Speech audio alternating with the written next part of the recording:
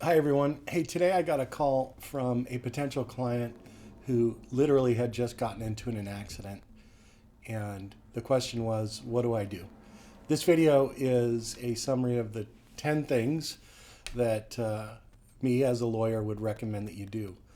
I'm Peter Kesling, owner of Capital Injury Law. And for 22 years, I've been helping hundreds of people recover money from insurance companies after auto accidents. So the first thing that you need to do is to stop your car. That may seem fundamental, but I have had clients that, because the accident was relatively minor, decided to keep moving down the road, and the person that hit them ended up taking off. So you should stop your vehicle as close to the scene of the accident as possible. If your vehicle is rendered immobile as a result of the automobile collision, then that takes us to step number 2, which is to secure the scene. And what that means is make it as safe as possible. Put out flares if you have them, cones if you have them. Maybe have a flashlight out shining in the direction of, not directly at, oncoming traffic so that people know that there's an obstruction. The third item is to call the police. Yes, 911. Even if there is no serious injury or major property damage, you should call the police. Keep in mind, these days, the police don't always respond to minor motor vehicle collisions, and that's okay. You should still call the police. If the police arrive, make sure that you, step number 4, make an accurate record. And what that means is to just report what it is you observed. Don't speculate as to how the accident happened. Don't give an opinion with regard to fault. Just tell them what happened. And be careful also, by the way, with reference to making the record, not to apologize to the other driver. It's okay to have empathy for the other driver. It's okay to feel bad about the fact that the accident happened, but don't say I'm sorry, because I'm sorry basically implies that it's your fault. Number 5, take pictures. Everyone these days has a cell phone equipped with a camera, and take pictures. Take pictures of the damage to your vehicle. Take pictures of the other driver's insurance card. Take pictures of the other driver's license. Take a picture of anything you can. Take pictures of debris in the roadway or skid marks.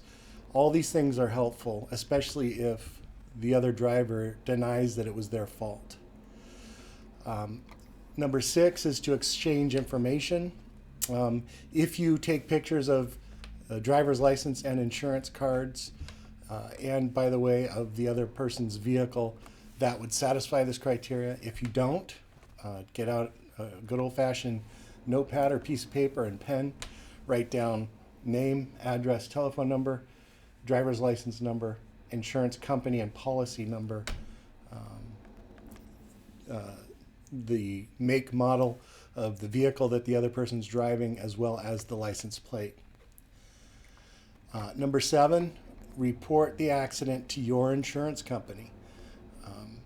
It's of primary importance, even if you don't think the accident was your fault, to let the insurance company know that you've been in a collision. The mere fact of reporting the collision is not going to change your policy, is not going to increase your premiums. Number 8, oftentimes at the scene of the accident, people don't think that they're injured or they don't feel injured, but the pain comes on afterwards, sometimes hours, sometimes a couple days. Once that pain starts showing up, go seek medical attention.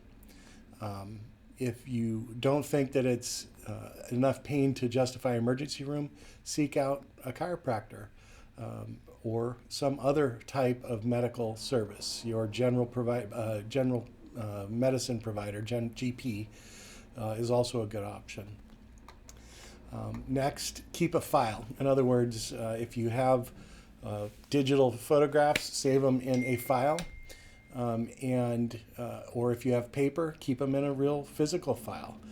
And last, and this is one of the most important things, give an attorney like me a call. And we don't charge, just to call and kind of talk through what happened and pick our brains with regard to what a reasonable next step might be. So look someone up. I'd love it if it was me.